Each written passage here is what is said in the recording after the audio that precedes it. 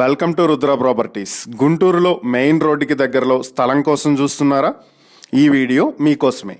గుంటూరు రామచంద్రాపురం అగ్రహారంలో 276.22 square yards open land bank ఆక్షన్కి వచ్చింది. ఈ స్థలానికి సౌత్ ఫేసింగ్లో 38.3 అడుగుల రోడ్డు కూడా వస్తుంది.